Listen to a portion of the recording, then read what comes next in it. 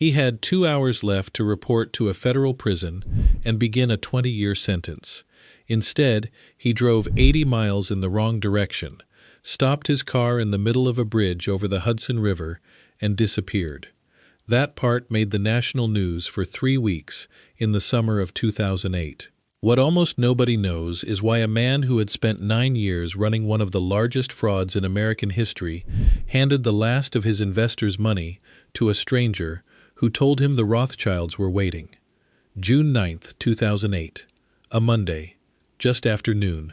The Bear Mountain Bridge is a working road, so when a silver SUV stops dead in the middle of the span with its hazard lights going, somebody calls it in as a breakdown. Traffic is already backing up. A patrol unit rolls out, and the officer walks up to the vehicle expecting a flat tire, or a driver who ran out of gas on the worst possible stretch of asphalt in Westchester County. Driver's door unlocked, keys still in the ignition. No driver. What he finds instead is a message. It is spring in the Hudson Valley, which means every car in New York is wearing a fine yellow film of pollen and road dust, and someone has run a single finger through that film, across the hood, in letters you could read from 10 feet away. 3 words: suicide is painless. The officer looks over the railing. Below him, the Hudson is moving fast and cold and gray, and this is one of the deepest stretches of the entire river. So the machine starts up. Marine units launch out of Fort Montgomery. State police aviation goes overhead. Divers get called, and boats begin sweeping downstream in the pattern you use when you are looking for a body rather than a person. And while all of that is happening, somebody runs the plate. The name that comes back means nothing to the officer standing on that bridge. It means a very great deal to several hundred people in Denver and Chicago and Manhattan and Palm Beach, who are about to sit up very straight in their chairs. Samuel Israel III, 48 years old, hedge fund manager, and, as of 8 weeks earlier, a convicted felon. 8 weeks earlier, a federal judge had given him 20 years for defrauding his investors out of $450 million, then granted him one small mercy: 2 months of freedom to sort out his medical care before he had to surrender. His deadline was 2 o'clock that afternoon.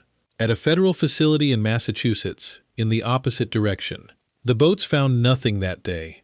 They found nothing the next day either. Within a week, the U.S. Marshals Service had stopped calling it a recovery operation and started calling it a manhunt, because not one investigator working the case believed a word of it. They were right not to.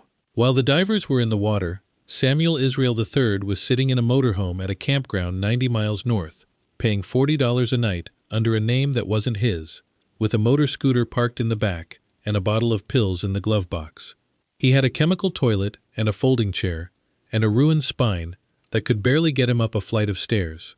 He had just become the most wanted white-collar criminal in America, and the 3 words he chose to leave on that hood came from a film about a man who stages his own death in front of his friends and then quietly gets up the next morning, perfectly fine. He left the punchline at the crime scene. But the manhunt is not why this story is worth the next 2 hours, because in the years before he wrote those words in the pollen, this man, a third-generation Wall Street name who traded hundreds of millions of dollars a day, became convinced of something, that underneath the financial markets you and I can see, there is a second one, hidden, run by 13 families, guaranteed by the Federal Reserve, bonds sold at a deep discount to a handful of approved insiders, flipped back and forth for 100% return every 2 weeks, forever, as long as you have been invited in. There is no such market. There never has been. It is one of the oldest documented frauds in international finance, and regulators have been publishing warnings about it for decades. He wired away the last $150 million of his investors' money chasing it, and then spent months of his life in London hotel rooms, waiting on approval from men whose names he was never given in full. Somewhere in there he came to believe he had been made responsible for a killing in Europe. His own biographer later concluded that the killing was almost certainly staged, performed for him by people he trusted, to keep him too frightened to walk into a police station. And years after the bridge, sitting in a federal prison in North Carolina with a $300 million forfeiture order against his name, he told a journalist that if he could just get his bonds released, he could pay every last investor back. Every dollar. He meant it. So this is not really a story about a Ponzi scheme. We have plenty of those. This is the story of a con man who got conned, and it ends with the liar as the last person alive who still believes the lie. It's a story with a fake accounting firm that audited itself for 6 years, $101 million frozen in an Arizona bank account because of a gold mine, a mansion rented from Donald Trump, 2 bounce checks printed with SpongeBob SquarePants, an alleged CIA operative who died in Geneva under circumstances people still argue about, and a getaway vehicle with a bathroom in it. Underneath all of it sits something very small and very ordinary. A man who could not say 4 words out loud. I lost your money. That's the whole crime. Everything else is architecture, built over 9 years, to avoid saying them. It starts in New Orleans, 3 generations before that bridge, with a family name that was worth a great deal of money. Chapter 1. The Weight of a Name. There's an old expression about family fortunes. The first generation makes it. The second generation manages it. The third generation loses it. Sam Israel III was, in the most literal sense available, the third generation. He did not talk his way onto a trading desk from nowhere. He came from something, and in the specific, snobbish, memory-obsessed world of American commodities trading, the something he came from was close to royalty. The Israels were New Orleans. Not tourist New Orleans. Merchant New Orleans. The port. Their roots in the trade run back to the 19th century, and the business was moving the things the world consumes but can't manufacture. Coffee, sugar, cocoa. If you have ever wondered who actually handles a bag of Brazilian coffee between the farmer and the roaster, the answer is a firm like the one Sam's ancestors built. By the middle of the 20th century, that business had become one of the largest privately held commodities trading houses in the United States. It was global. It had offices where the products were grown and offices where the products were sold, and desks in between betting on the difference. Sam's grandfather, the first Samuel Israel, was the kind of man they named buildings after, and in fact they did. There is a Samuel Israel building at Tulane University in New Orleans. That detail comes back later, in an ugly way. In 1981, the family firm was sold. The reported price was around $42 million, and this is 1981 money, so scale it up in your head accordingly. Immigrants to aristocracy in 3 generations.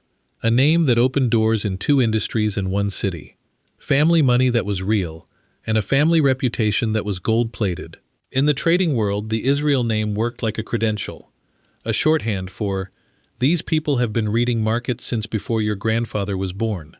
There is a trap built into a name like that, and it explains almost everything that follows. When you inherit a name like that, you inherit a floor and a ceiling at the same time. The floor is wonderful. You will never have to explain who you are. Doors open. Phone calls get returned. Rich people take your meetings. You start the race 50 yards ahead of the field, and nobody is going to be rude enough to mention it. The ceiling is brutal, because success doesn't count. If you do well, you were supposed to. You had every advantage. The name, the contacts, the capital. It's expected. It's baseline. Nobody throws a party for a 3rd-generation trader who makes money. Failure, though. Failure is enormous. Failure is not, Sam had a bad year. Failure is, Sam lost what 4 generations built. Failure is a story people tell at dinner parties in New Orleans and on trading floors in New York, forever. Sam Israel III was born on July 20th, 1959, into that exact arithmetic. Every dollar he ever made would be discounted. Every dollar he ever lost would be doubled. He was, by every account of the people who knew him, an enormously likable human being. That matters, and it isn't a footnote. The people who lost their savings to him will still tell you he was warm and funny, Southern charming in a way that plays extremely well in a business full of cold, clipped New Yorkers. He loved animals. To his friends he was loyal and easy to be around. And he wanted, more than anything, to be great at the one thing his family was already great at. Not good, great. On his own terms. He was sent north for school, to the Hackley School, a private prep school in Tarrytown, New York, up in Westchester County, along the same stretch of the Hudson River, where 4 decades later, he would abandon a car on a bridge. There's no way to know how much irony to assign to that. but the geography is real. Then to Tulane University, in his family's own city, where the family name is carved into a building. The first crack shows up there, and it is small, almost nothing. He never graduated. He left Tulane without a degree. In most industries, that's a footnote or a fun fact, and plenty of extraordinary people never finished college. 2 decades later, a professional investigator in New York would pull that thread, and it became the first loose end in a much larger unraveling. Not because the degree mattered, because of what Sam did about it. He didn't say, "I left school early to get into the business," which would have been true and completely fine, and frankly a decent story. He let people assume. That's the tell. That's the earliest visible version of the pattern that ends on a bridge. Not a lie, exactly. A gap. A softened edge. A little space between what people believed and what was actually true. And a comfort. A fatal career-long comfort, with letting that space stay open. That space never stays the same size. Chapter 2. The Floor. January 1982. Sam Israel III arrives on Wall Street. He is 22 years old. He has no degree, no track record, and the best last name in the room. And he does something that in hindsight tells you a lot about him. He doesn't go work for the family. He goes to work as an errand boy. The firm was run by Frederick J. Graeber, Freddie Graeber, a trader who exists in the folklore of the era rather than in the history books. The accounts we have of him are consistent on 2 points, that he was formidably good, and that he was, to put it gently, not a stickler. One description of Israel's apprenticeship under him calls Graeber successful but ethically dubious. In an industry that has never been shy about excess, he stood out, and Sam Israel worshipped him. Start with the actual work, because this part is real and it shaped him. Sam started at the bottom, fetching, running orders, taking tickets. And he was good at it. He learned the mechanics of the market from the floor up rather than from a business school seminar. How orders actually move, how a block gets worked, who has to be called first, and where the friction is. That is a genuine education, and traders who have it usually develop an instinct that MBAs never do. He was also getting a second education, and that one was more consequential. The Wall Street of the early 1980s was not the Wall Street of today. There was no real-time surveillance, no electronic audit trail on everything, no compliance department with the power to end your career over a text message. There was a phone, a floor, a relationship, and an understanding that the guys with the information got paid and the guys without it got picked off. The lesson available to a bright 22-year-old in that environment was not work harder than everyone else. The lesson was that the market had 2 layers. There was the public layer, where the rules were printed and the prices were posted, and the retail investor did his best. And there was the real layer underneath it, where the flow was known in advance, where the edge came from information nobody was supposed to have. That layer was not a fantasy. It existed. Every scandal of the following decade would confirm that it existed. Men went to prison over it. That is the psychological seed of this entire story. Nobody recorded what Sam Israel concluded from those years, and he has never quite put it in a sentence himself. But you can reason backwards from what he did later, and what it points to is a conviction formed young and never revised. The visible market is a story they tell the suckers, and the real money is made underneath it, by people who are on the inside. That belief is not crazy. In 1982 it was, in a limited way, accurate. The tragedy is what happens when you hold a belief like that for 25 years and it grows unchecked. Because the same instinct that tells you the game is rigged in favor of insiders is the instinct that will one day tell you that yes, obviously, there's a secret bond market run by 13 families, and yes, obviously, the Federal Reserve is in on it, and yes, obviously, you can make 100% every 2 weeks if you get invited. Because that's how it's always worked. You just finally got close enough to see it. The con that destroys Sam Israel in 2004 was planted, in embryo, on a trading floor in 1982. He stayed in Graeber's orbit for years, moving up from errand boy to order taker to trader. He absorbed the man's style, the appetite, the aggression, the sense that a trader is a kind of predator, and the market is a savanna. He learned to love the action. Not the money, particularly, the action. The people who knew him best always said the same thing. Sam wasn't in it for a bigger boat. He was in it to be right, publicly and expensively, in front of people whose opinion he cared about. Then, in the early 1990s, he made the move that would later become the single most important line on his resume, and the single most damaging one. He went to Omega Advisors. Omega was the hedge fund founded in 1991 by Leon Cooperman, who had spent 22 years at Goldman Sachs, ran their asset management arm, and was by any measure one of the most respected investors of his generation. Omega was a serious shop with serious money and a serious reputation. Sam Israel worked there for several years, until he left to start his own fund in 1996. And what he did there, what his actual job was, what his actual authority was, becomes in a strange way one of the load-bearing questions of this whole story. Because when Sam Israel went out on his own and started raising money, the pitch included a line about his time at Omega. And that line, according to the people who later checked, was inflated. Dates were fudged. Responsibilities were enlarged. A role became the role. Accounts of his actual position there describe something distinctly more modest than the version that reached investors, which means Omega's name, and by extension Cooperman's, was doing work in Bayou's marketing that Omega never agreed to and probably knew nothing about. It isn't a fabrication out of thin air. He really was at Omega. He really did trade. The lie isn't a lie so much as an inflation, a stretching of something true until it covers more ground than it should. Same move as the college degree. Bigger canvas. By 1996, Sam Israel was 36 years old. He had 14 years on Wall Street.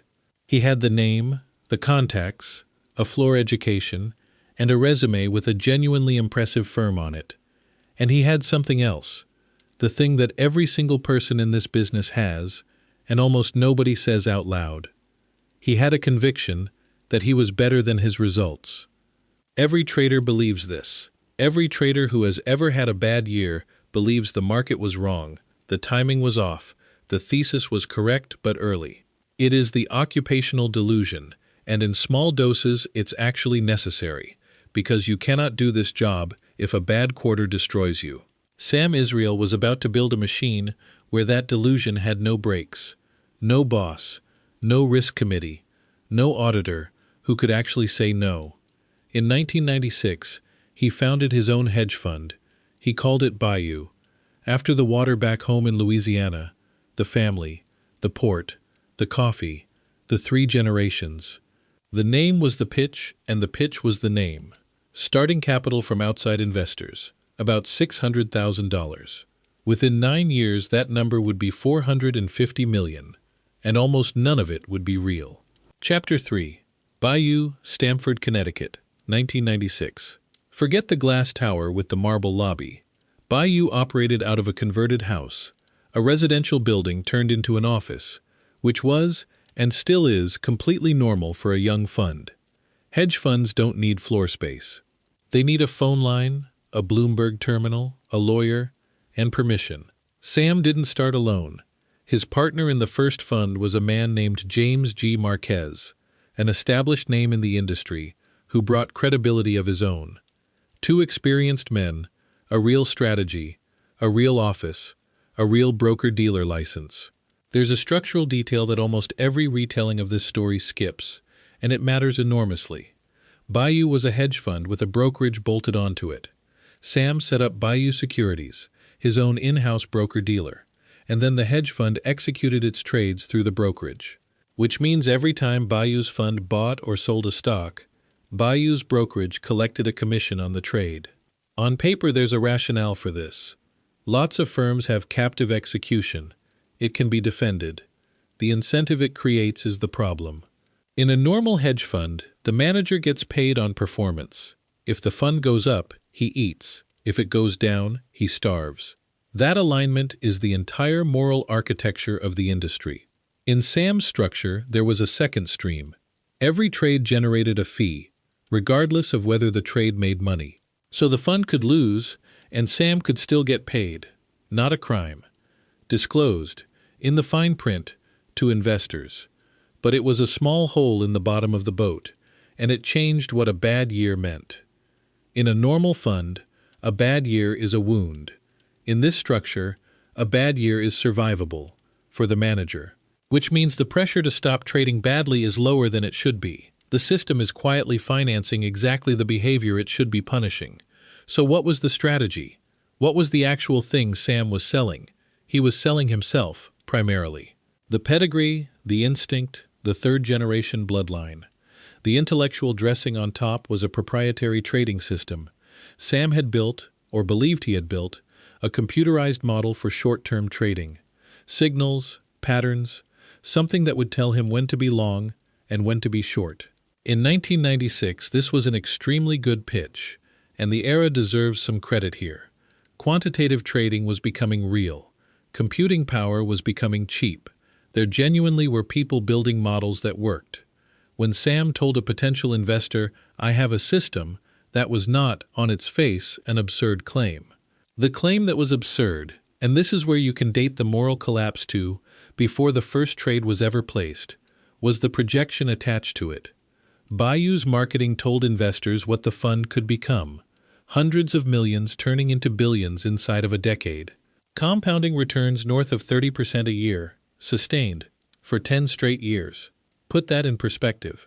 Over the long run, the very best investors alive, the handful of names everyone in finance can recite, have delivered something in the high teens to low 20s annually, and they are considered generational talents for it. Warren Buffett's long-run record is in that neighborhood. Bayou, a brand-new fund run by a man with no verifiable independent track record, was projecting a rate that would have made Sam Israel III one of the greatest investors in the history of capital markets. And people gave him money. Why? That's the question at the center of every fraud. And the honest answer is uncomfortable. Because it is not the victims were stupid. A lot of the victims were sophisticated. Some of them were professional allocators whose entire job was evaluating funds. The answer is that the pitch hit 3 targets at once. 1. The name. A third-generation trading family. Trading in the blood. It is astonishing how much weight that carries. It converts an unproven manager into a known quantity, emotionally, before a single number is examined. 2. The story of the era. The late 1990s was the greatest bull market in living memory, and hedge funds were the priesthood. They were exclusive by design. You needed $1 million to get in the door at most of them, which is not a bug, it's the product. The exclusivity is the marketing. If you were a rich person in 1998, and you were not in a hedge fund, you felt like you were standing outside a party you could hear through the wall. 3, and most cleverly, Bayou lowered the door. Most funds required $1 million minimum. Bayou would take you at $250,000. That single change opens the club to an entirely new class of person. The successful dentist. The partner at a regional law firm. The couple who sold a business and have a retirement account they'd like to grow a little faster. People who are wealthy but not wealthy. Who have spent years watching hedge funds from the outside and being told, politely, that they don't qualify. Bayou told them they qualified. And then Bayou marketed to them where they lived, through investment newsletters, through consultants and advisory groups whose job was to introduce clients to funds, through the ecosystem of intermediaries that exists precisely so that a doctor in Denver doesn't have to cold call a trading desk in Connecticut. One of those people was a lawyer named John Sigismund, in Denver, Colorado. Comfortable, not rich. He and his wife had built a retirement nest egg the boring way, over years. And in 2003, that money was sitting in a flat market doing nothing. He watched the financial news. He'd heard about hedge funds. And then he read about one that would take him at $250,000 instead of $1 million. He got the pitch packet, glossy, professional, including a glowing write-up from a well-known advisor explaining that when you invest in Bayou, you are really investing in Sam Israel, because it's his talent that makes the whole thing work. Sigismund would later describe the moment he wrote the check, sitting in his office, $250,000, thinking, this is either the smartest thing I've ever done or the dumbest. We are going to come back to that man. By the time John Sigismund's check cleared, Bayou had already been a fraud for 5 years. Chapter 4. The First Lie. Most retellings of this story get the next part wrong, and getting it right is the difference between a cartoon villain and something considerably more disturbing. Or at least, and this is a real dispute rather than a settled fact, the evidence points that way rather than the other way. The SEC's complaint dates the fraud to 1996, the year the fund opened, and prosecutors said Bayou had misrepresented its operations from the start. But the losses that triggered the lying are documented, they came first, and the attorney who represented a group of the victims said his own clients believed Israel ran the money legitimately at the beginning and turned to fraud only once he was underwater. Weighing those against each other, the likeliest reading is that he founded the fund to trade, that he wanted to prove he could do the family thing better than the family did, and that the fraud was what he reached for when he couldn't. He just wasn't very good at it. The first year, the fund lost money. Everything depends on that moment. Sam Israel, in 1996 and 1997, is running a fund with a system he believes in a market that is going straight up. The Dow is climbing. Tech is exploding. The phrase irrational exuberance has already been coined, and nobody cares, and he's losing. Losing in a bull market is a specific and humiliating kind of failure. It isn't, the market was hard. Everyone else made money. You took the money and did worse than a savings account attached to an index fund. So what does he do? The first thing he does is not fraud. It's a fudge. And it's a beautiful little example of how these things actually begin. Remember the brokerage. The SEC's own complaint lays this out. Bayou Fund executed most of its trades through Bayou Securities, the broker-dealer Israel owned, and Israel closed the gap between the fund's actual profits and its reported profits by rebating to the fund the commissions it owed the brokerage. So he took commissions his own firm had earned and pushed them back into the fund to plug the hole. And this is the part the SEC underlines. Bayou disclosed neither the shortfall nor the rebate to its investors. Is that stealing? No. It's his money.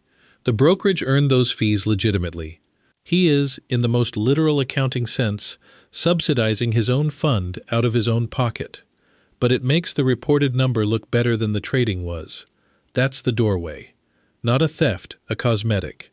He is buying himself a better-looking track record with real money because the truth of his performance is unacceptable to him.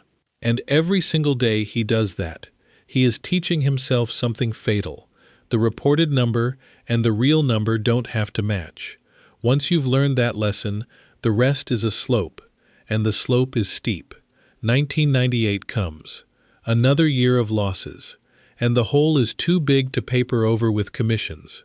This is the fork in the road, and it happens in some conference room or over some phone call in Stamford, Connecticut, in 1998, and it involves three men, Sam Israel, James Marquez, his partner, and a certified public accountant named Daniel Marino, Bayou's chief financial officer. According to the Justice Department's own account, laid out at sentencing years later, those three men made an agreement after that second year of losses. They were not going to report the losses. They were going to report profits. And to make that hold, they needed one thing that a Ponzi scheme cannot survive without. They needed an auditor. Because that is the safeguard. That is the thing that is supposed to make the whole system work. A fund can claim whatever it wants, but every year an independent accounting firm comes in, opens the books, checks the trades against the statements, and signs its name to a document saying, "We looked, and this is real." That signature holds up the entire investment industry. Investors don't verify the numbers themselves. They rely on the auditor. So Sam Israel and Daniel Marino did the only thing they could do. They invented one. In 1999, Marino, a licensed CPA, formed an accounting firm. He called it Richmond Fairfield Associates. It had a name that sounded like it had been around since the Eisenhower administration. It had a New York City address. It had a phone number. And every year from 1999 onward, Richmond Fairfield Associates would conduct a rigorous independent audit of the Bayou funds and certify that the financial statements were accurate. Richmond Fairfield Associates had exactly one client.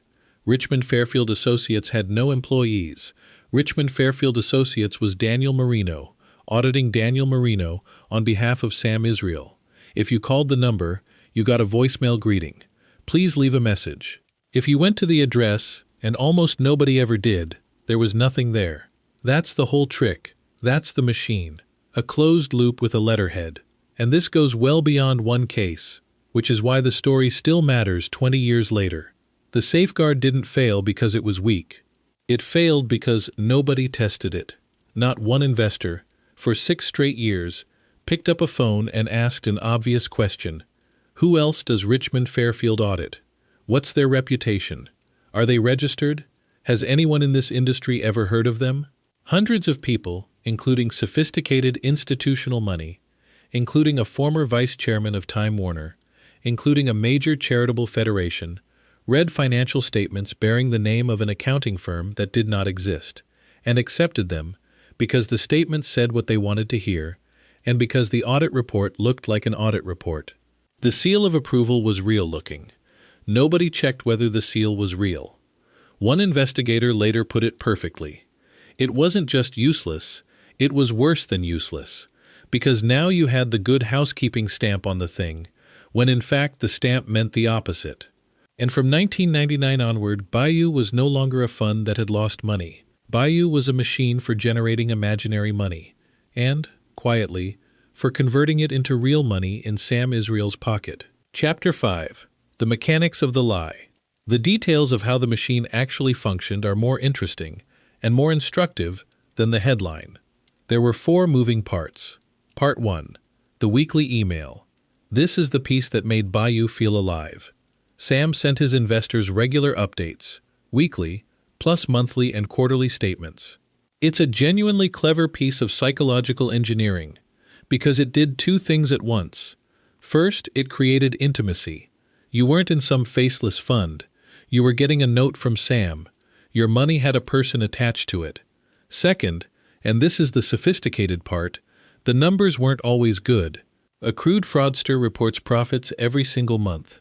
It's the classic Madoff signature, and it's actually a tell, because real markets do not behave that way. Sam Israel was smarter. Bayou's reported returns went up a little, and sometimes down a little, and drifted upward over time. We don't have to guess at whether that was deliberate, because the SEC eventually wrote it down. Its complaint says the 3 men carefully concocted Bayou's artificial earnings to create the appearance of modest, steady, believable growth, and that this is precisely what allowed the fund to keep pulling in new capital. The restraint was the strategy. They were engineering plausibility. John Sigismund in Denver described exactly this feeling, sometimes down a bit, sometimes up a bit, slowly moving up, which, he said, was exactly what he wanted. That's the design. The occasional small loss is not a bug in the lie. It is the most important feature of the lie. It is what makes the lie credible. Sam Israel was not selling a miracle. He was selling a very good, very steady, very believable investment manager, which is a far more effective product than a miracle, because a miracle attracts scrutiny and steadiness attracts money. Part 2. The incentive fee. Here is how a hedge fund manager gets paid. A management fee on assets, plus a performance fee, typically 20% of the profits. Bayou had profits. On paper, beautiful, invented, spreadsheet profits. And every year, Sam Israel and Daniel Marino took their incentive fees out of those profits. Read that again. They paid themselves a percentage of gains that did not exist, out of principle that did. The fee was real. The money came out of the fund. It went into their accounts. The performance it was allegedly rewarding was fictional. That is the moment the thing stops being a cover-up and becomes theft, in the plainest sense of the word. Not a desperate man trying to trade his way back. A man withdrawing a bonus for a year he lost money, calculated on a profit he invented, from a pool of money that belonged to a dentist in Denver. The SEC would later spell it out in exactly those terms. They took incentive fees they were not entitled to, because the funds never had a profitable year. Part 3. New money. This is the definitional feature of a Ponzi scheme, and it's the part everyone knows, so I'll be brief. If old investors want to withdraw and the money isn't there, the only way to pay them is with money from new investors, which means the fund must always be growing, always. There is no steady state. A Ponzi scheme is a bicycle.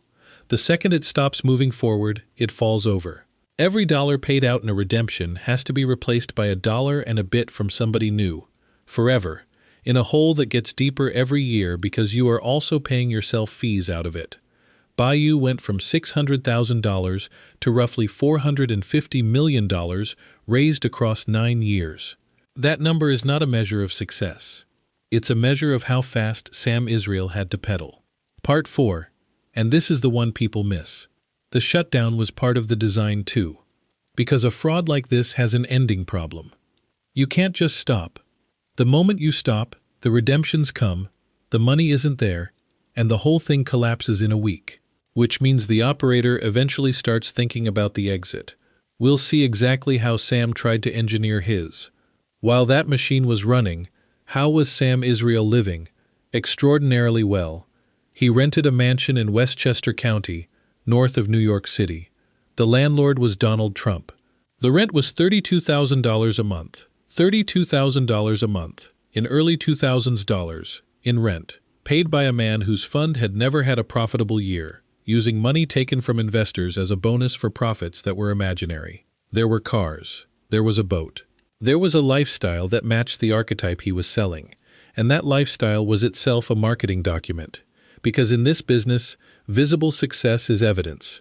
Nobody audits your house. If you live like a man who is winning, people assume you are winning. There was another side to it, one that becomes central later.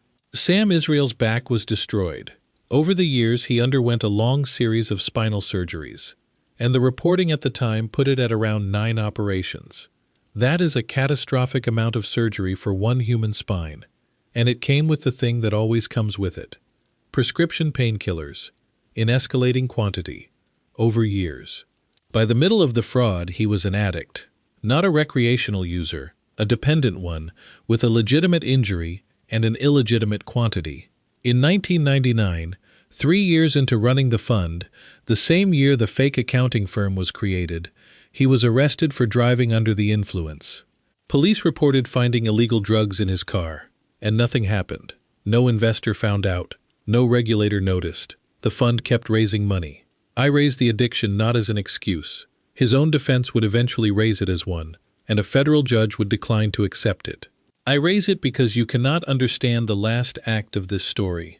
The shadow market, the 13 families, the conviction that he had witnessed a murder, without understanding that the man believing those things was consuming heavy opioids daily, sleeping badly, and running a 9-figure fraud that required him to lie to hundreds of people every single week. That is not a mind operating under normal conditions. That is a mind under siege, by chemistry and by circumstance, and it is a mind that is about to meet somebody who knows exactly what to do with it.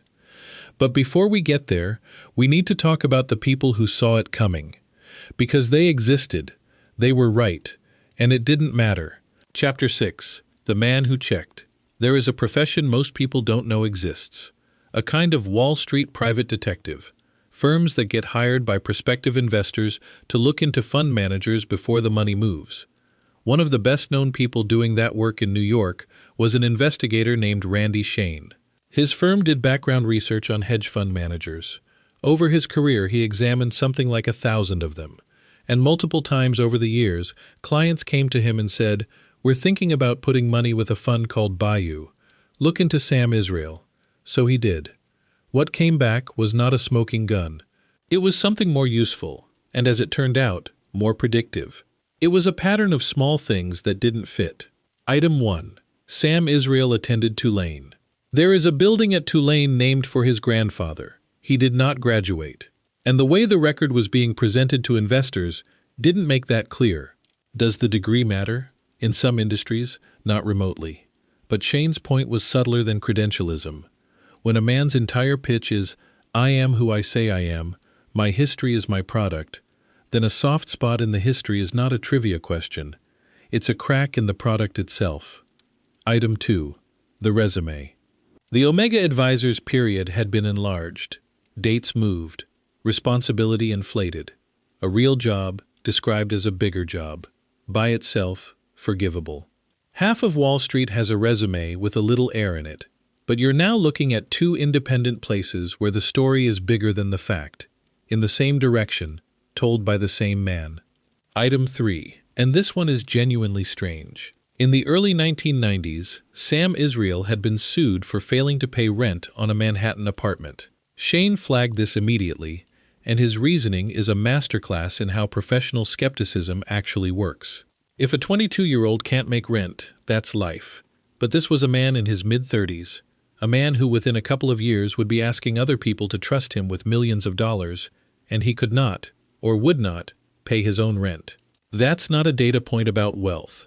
It's a data point about character, and about how a man handles an obligation when it becomes inconvenient.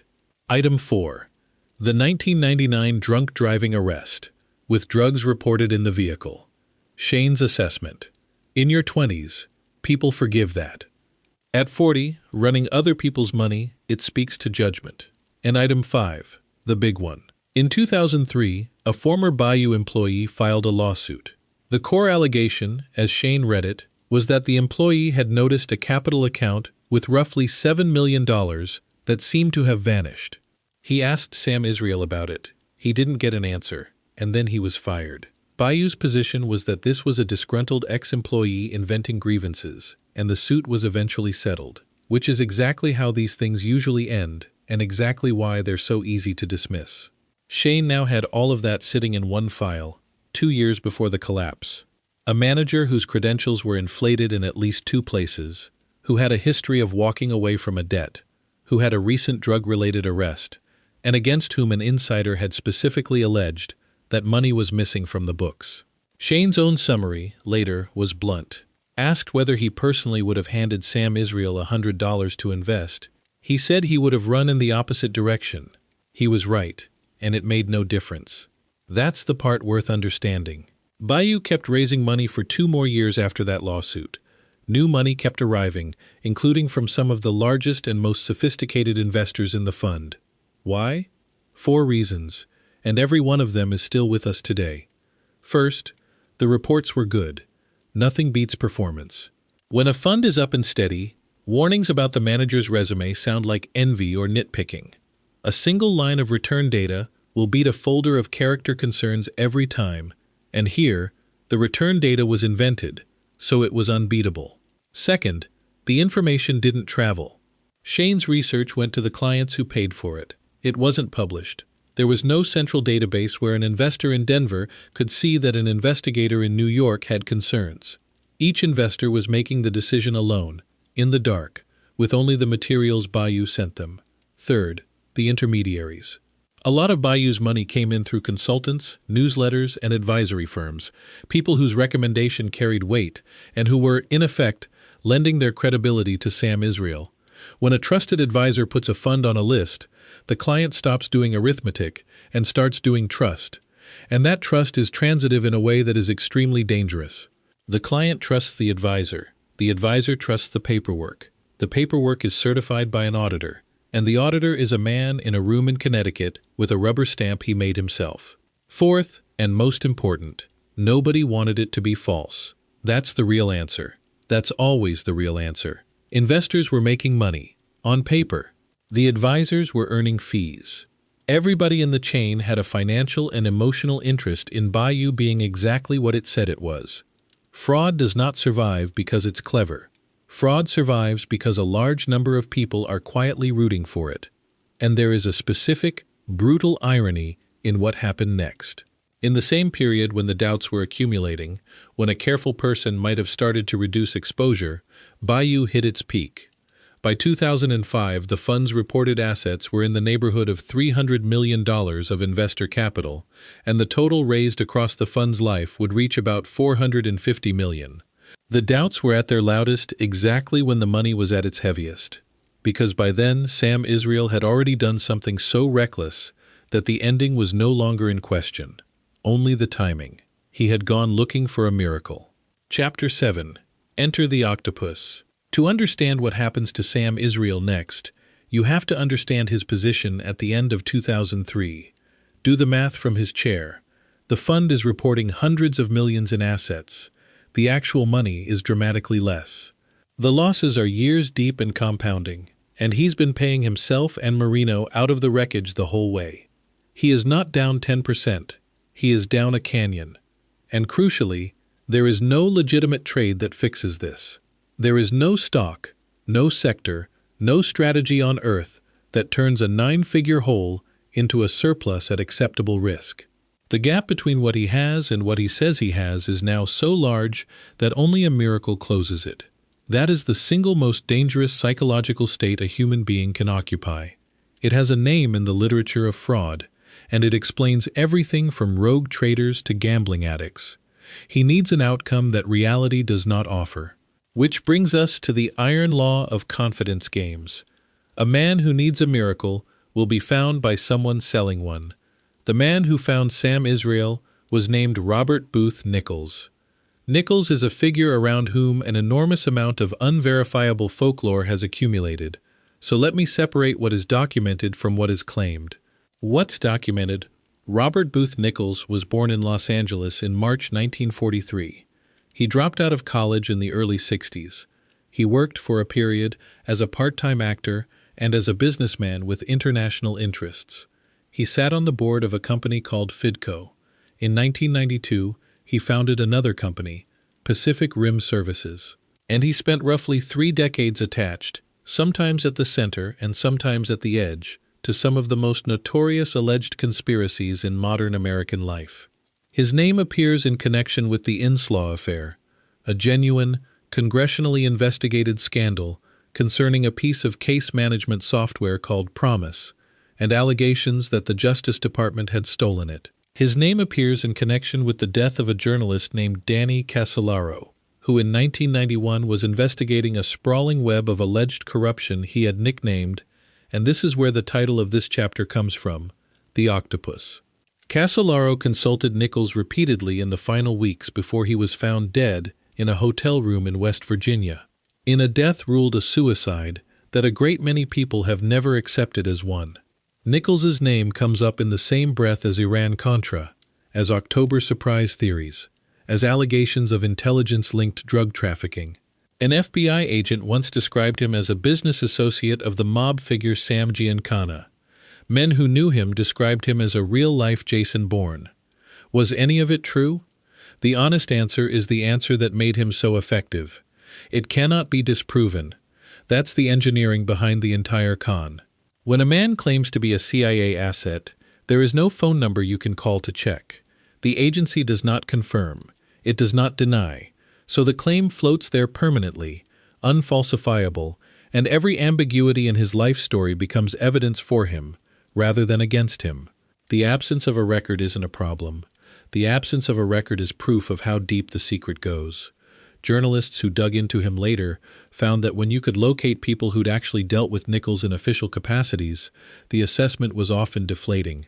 That he was a blowhard, a name-dropper, an operator whose main product was mystique. But mystique is a product, and in 2004, Sam Israel bought it wholesale. Exactly how the two men were put in a room together has never been established in any account I can find. What we do know is the environment it happened in. The loose tangle of consultants, finders, and dealmakers that forms around anyone with money and a problem, and which reliably produces an introduction once word gets around that somebody is looking for something unusual. And Nichols told Sam Israel a story. It went something like this. The markets you trade in, the New York Stock Exchange, the bond desks, the whole apparatus of visible finance, that's the retail version. That's the surface. Underneath it there is another market, a shadow market. It is not open to the public, and it is not open to institutions, and it is not open to anyone who has to ask. It is controlled by a small number of families, 13 of them in the telling, and the names include the ones you'd expect, the Rothschilds among them, who sit above central banking and have done for generations. That detail is not incidental.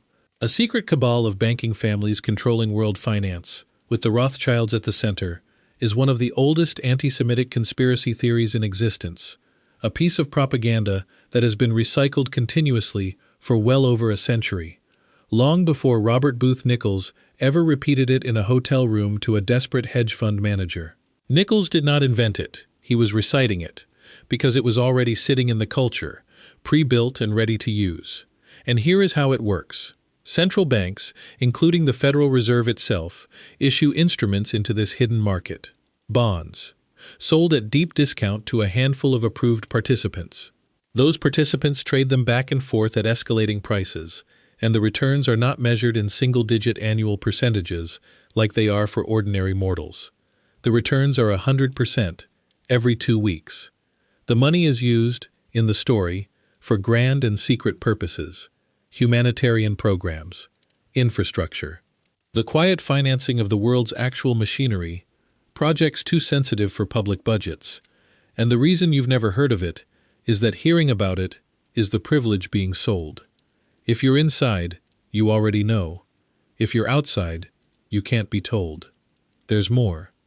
Wrapped around the Bond story was an even older piece of folklore.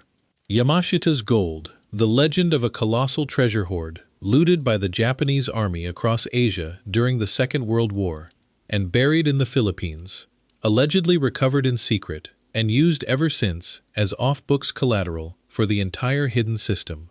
And here is the moral of this chapter. Every single element of that story was a known scam. Not a new scam, not a clever scam. The prime bank instrument fraud, secret high-yield bonds, guaranteed by great institutions, available only to a select few, returning impossible percentages, is one of the oldest and most thoroughly documented frauds in international finance. Regulators have published warnings about it for decades. The cartel is right there in the pitch. The secrecy is not a feature of the opportunity. The secrecy is the opportunity, because secrecy is what prevents you from checking. There is no shadow market. There are no 13 families issuing Federal Reserve paper at a discount. Every part of it is a script, and the script has been run on thousands of people. An FBI agent who worked the case later put the obvious question the obvious way, wondering aloud what possible legitimate need there is to earn 100% every 2 weeks. And Sam Israel, a professional investor, 14 years on Wall Street, a man who could take apart a balance sheet, bought it completely. Which brings us to the real question of this entire documentary. Why? Chapter 8. Why a con man believes a con. Nobody can open a man's head and read the wiring, so what follows is reconstruction, built from what he did, what he later told investigators and his biographer, and what is generally known about how people in his position behave. But the question has to be asked, because on its face it is absurd. The guy running a fake accounting firm fell for a fake bond market. The magician bought a magic trick. It isn't absurd, though. It's almost inevitable, and there are 5 reasons. 1. He had no choice. This is the biggest one, and it gets underrated. Sam Israel could not afford for the shadow market to be false. If it was real, he was saved. Every investor made whole, the fraud erased retroactively, the family name intact, and no one ever needs to know. If it was fake, he was going to prison for the rest of his useful life.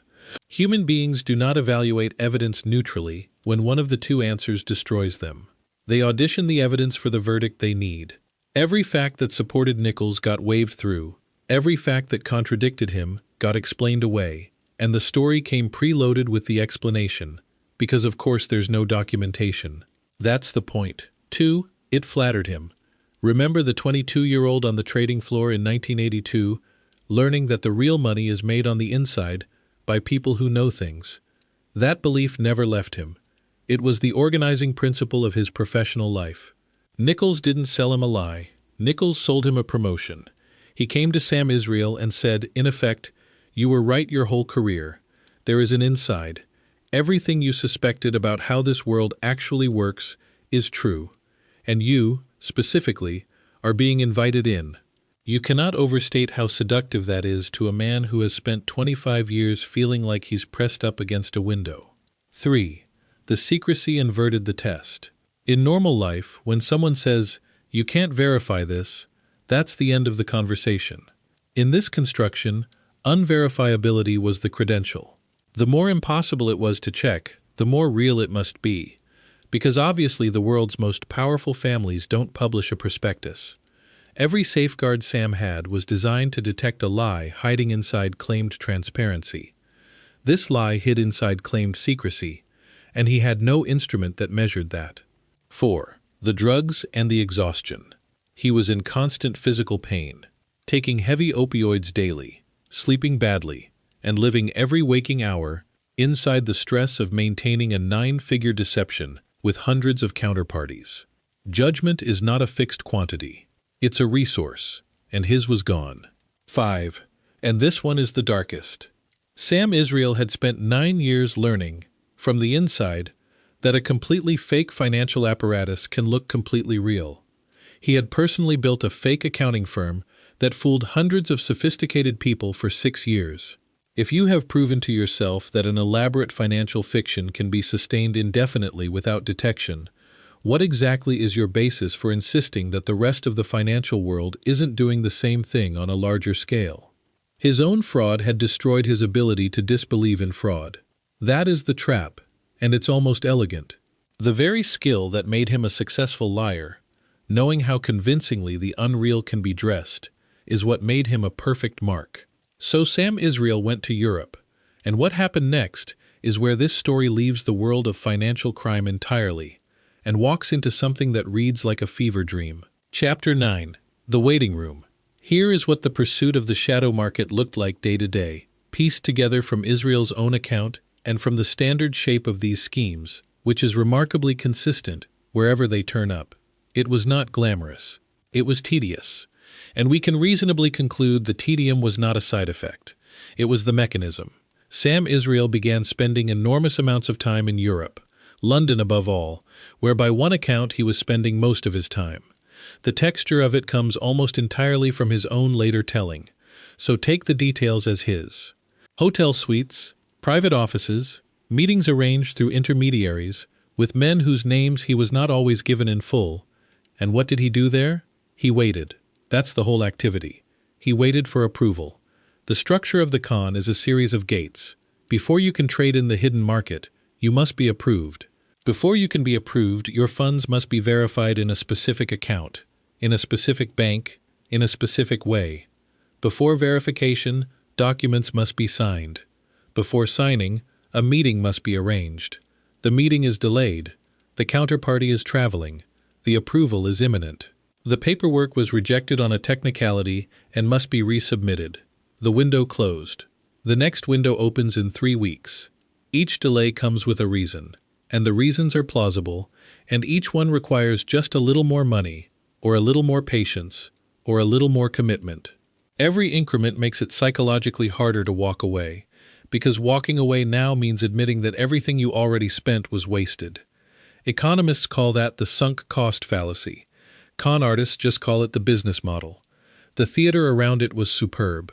Sam Israel later described offices in London, men with security details, documents with elaborate seals and codes and reference numbers, surveillance he believed was being conducted on him, phones he believed were tapped, meetings that moved location at the last minute for security reasons. He described being told he was being watched, sometimes as a warning, sometimes as reassurance. He believed he was inside the machinery of world power. He was inside a stage set. And the paranoia was not an accident of the con. It was the product. Fear does something very specific to a mark. It stops him thinking like an investor and starts him thinking like a survivor. An investor asks what the return is and where the documentation is. A survivor asks how to not get killed. Once you've flipped a man from the first mode to the second, he will stop auditing you entirely, because he has bigger problems now, problems you invented. Which brings us to the single most disturbing episode in the whole affair. At some point during this period, Sam Israel came to believe that he had killed a man. The account he later gave, to investigators, to a judge, and to the journalist Guy Lawson, who spent hundreds of hours interviewing him, involved a violent confrontation in Europe, connected to the shadow market circle, in which Israel believed he had been made to participate in, and be responsible for, a death. He believed this for years. It terrified him. It shaped everything he did afterward, including, plausibly, his willingness to keep going long after any rational person would have stopped, because a man who thinks he's an accessory to homicide is not going to walk into a police station and start explaining his financial arrangements. Lawson, who investigated the claim as thoroughly as anyone has, found no evidence that any such killing occurred. His assessment, and it may be the most chilling sentence in this entire story, was that the killing itself was very likely staged. Theater. Performed for an audience of one, for the specific purpose of making Sam Israel too frightened to leave, too frightened to talk. and too compromised to go to the authorities. Consider the cruelty and the precision of that, if it's true. You don't just take a man's money, you take his ability to seek help. You convert him from a customer into a hostage, using nothing but stagecraft. And whatever the truth of it, the effect was real, because Sam Israel was still carrying it years later, in a federal prison cell, telling a reporter about it as a fact of his life. By this point in the story, we've left the hedge fund far behind. Officially, Bayou is still a fund. It still has a Bloomberg terminal and an address in Stamford, and hundreds of investors receiving cheerful weekly updates about trading performance. In reality, it had become the personal treasury of a man chasing a phantom across Europe with a bottle of painkillers and a growing certainty that he had blood on his hands. And in 2004, he stopped pretending altogether. Chapter 10.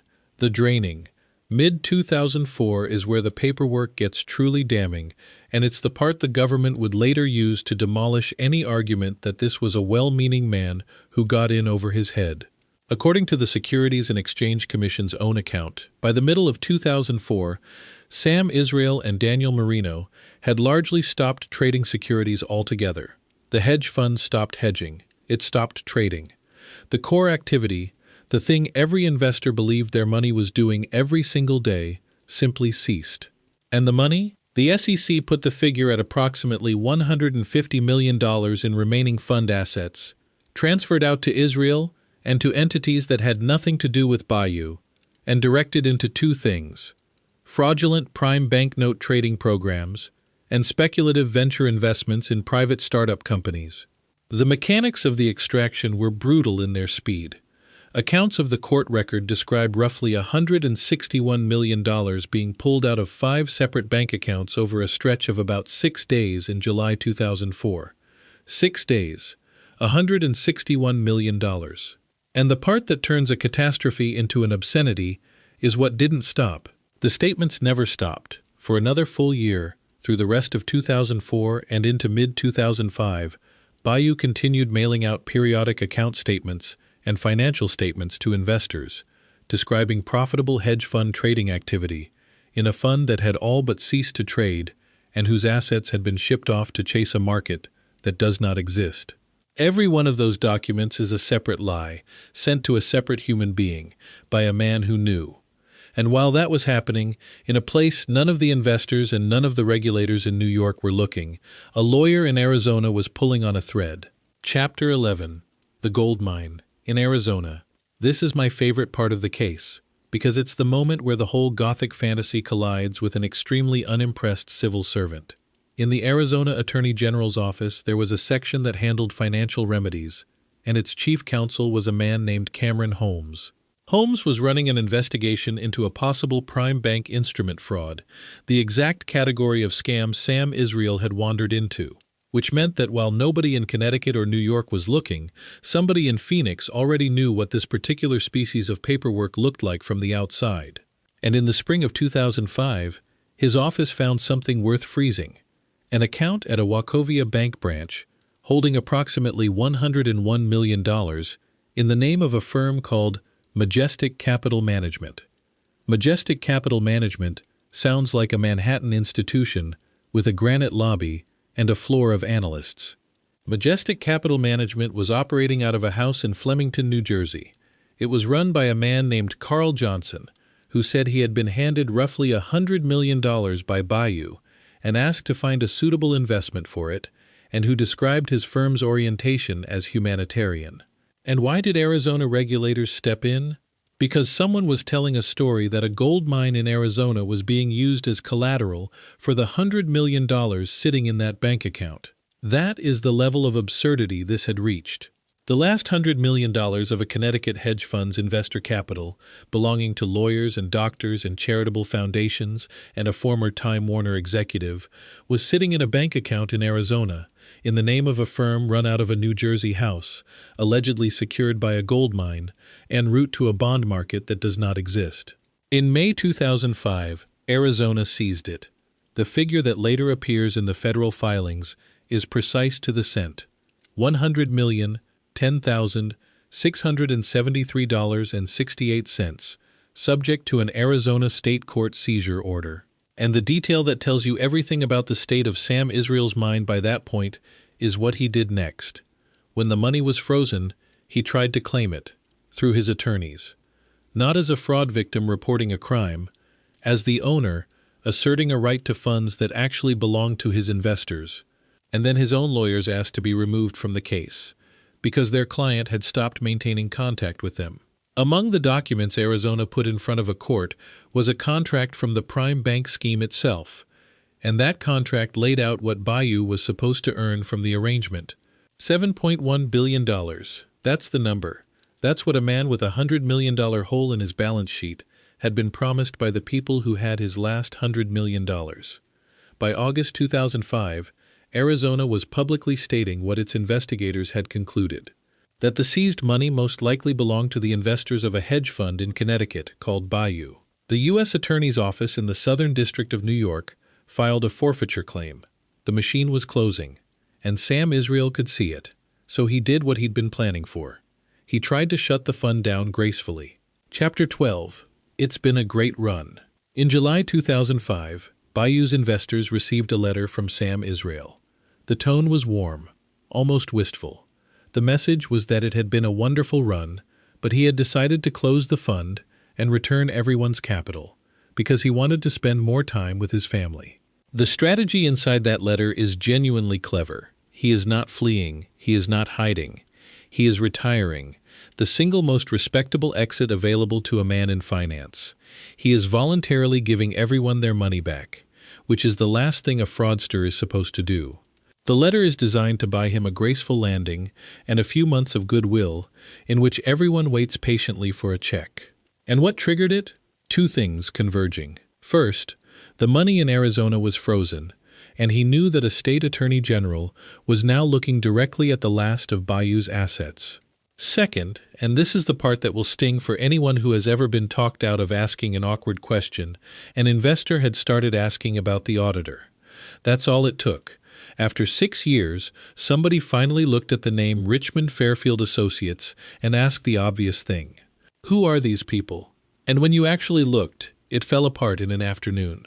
A phone number that went to a generic voicemail, an address with nothing behind it, state records that didn't line up, no other clients, no presence in the profession, no footprint of any kind, though not without a fight. Because there was one more person inside this thing whose name almost never comes up. Daniel Marino's brother Matthew, a practicing New Jersey attorney who worked for the fund. Prosecutors said that when an investor started questioning whether Richmond Fairfield was real, Matthew Marino produced fabricated documents to satisfy him. He also, they said, kept lawyers acting in Israel's divorce from getting hold of Bayou records that would have exposed the whole thing. So the machine did try to defend itself. It just had nothing left to defend with. 6 years of certified audits, and the certification evaporated the first time a human being spent one afternoon checking. Then came the redemption requests, and they came like a wave. When one large investor moves, everyone moves. Among the demands was one from a major investment firm seeking to withdraw $53 million. Sam Israel had promised full redemptions by mid-August, and in mid-August, the checks started going out. And the checks started bouncing. You have been receiving statements for years. You've been told the fund is closing and your money is coming. Your check arrives, real paper, real signature, correct amount. You deposit it, and your bank tells you there aren't sufficient funds. The phones at Bayou start ringing and nobody answers. Callers get voicemail. Then the voicemail box fills up, and you can't even leave a message. John Sigismund, our lawyer in Denver, described exactly that moment. Dialing a number he'd dialed dozens of times over the years, hearing it ring out, hearing that the mailbox was full, and thinking, this cannot be good. And it wasn't only the retail investors. One of the largest investors, the one owed $53 million, did not wait for the mail. He got on a plane and flew across the country to collect in person. He went to Bayou's offices in Stamford. The converted house. Nobody there. He went looking for Daniel Marino, the CFO, the accountant, the second in command. The man described by those who dealt with him as the unglamorous one. Schlubby, quiet, no salesman, the guy in the back with the books, while Sam did the charming out front. Not there either. And then this investor, who was not a burglar, who was a man trying to retrieve $53 million of other people's money, found a back entrance to the abandoned Bayou offices that was unlocked, and let himself in. He walked through empty rooms, and on the CFO's desk he found a document, 6 pages, neatly typed, single-spaced. Chapter 13. The 6 pages. It began as a confession and ended as a goodbye. It opened in the language of a man who believed he was damned. He wrote that he was sorry. He did not expect to be forgiven, in this life or the next. It was a suicide note. It was also, in the assessment of the attorneys and investigators who read it, something else. A complete blueprint of a federal crime. With an accountant's precision, because he was, in the end, an accountant, Marino had laid out the entire architecture of the fraud, year by year, number by number, what Bayou had claimed to have, and what Bayou actually had, where the gap was, and how it had been papered over. The attorney Ross Intellisano, who represented a group of investors with roughly $25 million in the fund, described the document as walking through the entire story. Here is what we said we had. Here is what we really had. Here is how we lost it. The fund claimed $100 million one year and really had 40. Claimed $300 million and really had 150. Every triumphant weekly email, every steady monthly statement, every "we had a terrific quarter," lies, all of them. In writing, from the man who had done the arithmetic. And the note explained the auditor too. That Richmond Fairfield Associates, the firm whose signature had reassured hundreds of investors for 6 consecutive years, did not exist and never had. The investor who found it called 911 immediately, and a search began for Daniel Marino, because the obvious assumption was that somewhere nearby there was a body. Within hours, police reached him, at home, alive. He had not done it. Whether the attempt failed or was never made, the man who wrote a 6-page farewell to the world was sitting in his house in Connecticut when the police called, entirely unharmed. That is the hinge of this entire documentary. This case contains 2 suicides, and neither of them happened. The first is Daniel Marino's, a note written in genuine despair, apparently sincere, and never carried out. The second, 3 years later, will be Sam Israel's, on a bridge over the Hudson, written in dust, and entirely fake from the first stroke. But the consequences of that first note are enormous, and they are irreversible, because the note now existed. It was in the hands of an investor, then the police, then the FBI. Marino was alive to be interviewed, and the government had just been handed something prosecutors almost never get. A detailed, voluntary, internally authored account of a complex financial crime, written by the man who kept the books, before anyone had even opened an investigation. Ross Intellisano's description was exact. It was a blueprint, and the government used it as a blueprint to prosecute them both. There would be no clever defense available. No, the losses were real, but the intent wasn't. No arguing about interpretation of accounting standards. The CFO had written the confession himself, in plain English, for an audience of God. Within weeks, word reached the financial press. Bayou was gone. The investors, in Intellisano's phrase, were freaking out. John Sigismund found out the way a lot of them did, reading the news online while still waiting for a check that was never coming.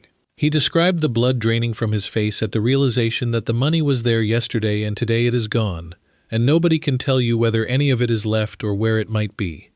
$250,000. A retirement account, built the slow way, over years. And Sam Israel, at that moment, was nowhere to be found. Chapter 14. September 29th, 2005. For a few weeks in the late summer of 2005, Sam Israel effectively vanished. Not in the dramatic sense, in the ordinary sense that a man in catastrophic legal trouble stops answering his phone and starts talking exclusively to lawyers. Investors couldn't reach him. Journalists couldn't reach him. His mansion in Westchester appeared unoccupied. And the story of the collapsed Bayou Fund was moving from the back pages of the financial press to the front, because the numbers were extraordinary. $450 million raised, and by the look of things, almost none of it left. Then on September 29, 2005, several things happened at once, and the coordination tells you the government had been working fast and quietly. The Securities and Exchange Commission filed a civil action against Samuel Israel III, Daniel Marino, Bayou Management, and the Bayou Funds, alleging that beginning in 1996 and continuing to the present, they had defrauded investors and misappropriated millions for personal use. The SEC asked for an asset freeze and the appointment of a receiver. The Commodity Futures Trading Commission filed its own complaint the same day, naming Bayou, Israel, Marino, and Richmond Fairfield Associates. There is something almost funny about a federal regulator formally charging an accounting firm that was never real. But it had to be named, because on paper it had signed things. And at the courthouse, Sam Israel and Daniel Marino emerged from hiding and did something that surprised everybody. They pleaded guilty, immediately, not surrendered to face charges. There were no charges yet. Neither man had been indicted. They came to court, waived their right to have a grand jury consider their cases, heard the charges read to them, and pleaded guilty on the spot, within a few hours, start to finish. Sam Israel pleaded to conspiracy, investment advisor fraud, and mail fraud. Marino pleaded to those plus wire fraud. Standing before a magistrate judge, Israel described what he'd done in language that was accurate and bloodless.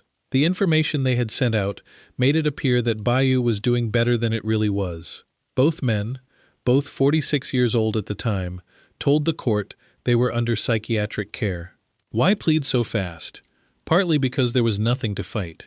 The CFO's 6-page document had removed every available defense. But there was a second reason, and it would matter enormously 3 years later. Cooperation. Because the government had a problem, and it wasn't proving the crime. It was finding the money. $450 million had gone into Bayou. Around $100 million had turned up frozen in Arizona. The trading losses that could be documented were substantial, but didn't obviously account for the rest.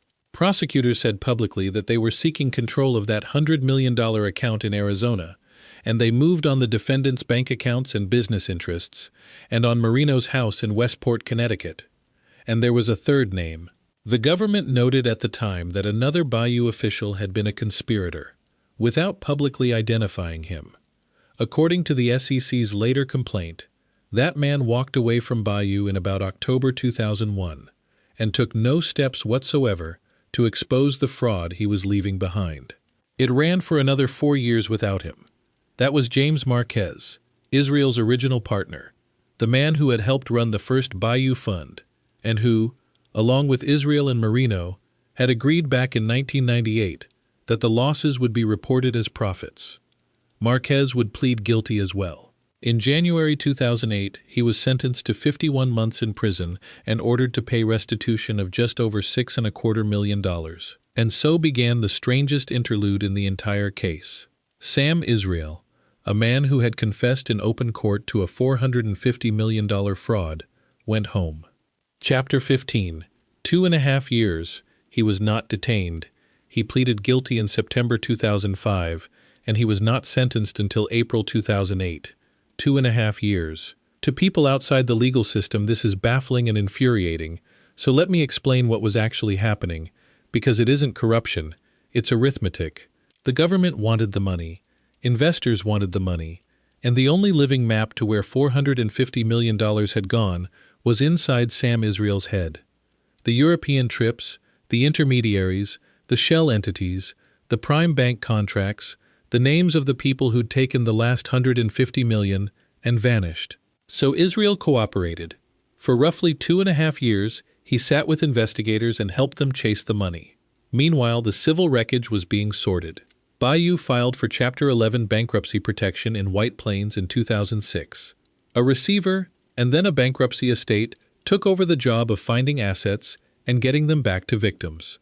And that process produced one of the cruelest subplots in the whole affair, one that almost nobody outside the industry knows about, and which is worth understanding because it happens in every one of these cases. The clawback. The problem is this. In a Ponzi scheme, some investors get out early. They redeem before the collapse and receive their money, including profits that were never earned. That money didn't come from trading. There was no trading.